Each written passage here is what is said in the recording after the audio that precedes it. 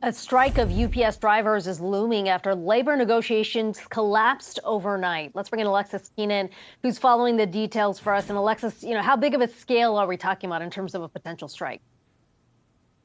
So this agreement, potential agreement, Akiko, would cover approximately 330,000 UPS workers. So a massive number of employees there and other workers. So this battle is between the Teamsters union that represents UPS workers and UPS management. They're blaming each other, saying it's the other side that's frustrating negotiations to renegotiate the collective bargaining agreement that pertains to these workers. Now, the current agreement covering that 330,000 workers includes package handlers, and it's set to expire at the end of this month on July 31st.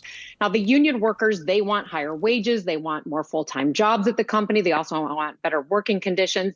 And they've already authorized a strike to take place if talks completely break down. Now, there's no further negotiations scheduled. The July 5th deadline had been set by Teamsters President Sean O'Brien, so that the workers would have time to look at the agreement that's being put in front of them or that will be put in front of them, and also time to vote. So UPS, for their part, they say that these trade negotiations are going to threaten the U.S. economy if this agreement is not reached, though it's unclear really how much a strike would disrupt U.S. supply chains, given that there are competitors, of course, there to potentially pick up the slack should an agreement not be able to be reached. Now, take a look at the numbers here. For 2022, UPS held the top spot in both revenue as well as market share for parcel delivery.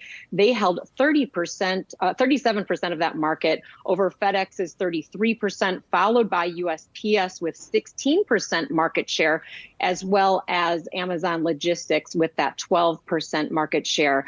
In separate statements that kind of don't add up to the truth here, UPS on one hand saying that they did not walk away from the negotiating table, and that despite the company's historic pay proposals that were put in front of the Teamsters and their management there, that they're refusing to negotiate. On the other hand, you have the union saying that it's UPS that walked away from the table after marathon negotiations that went on for 8 weeks, and that the offer that they were presenting didn't address the workers' needs.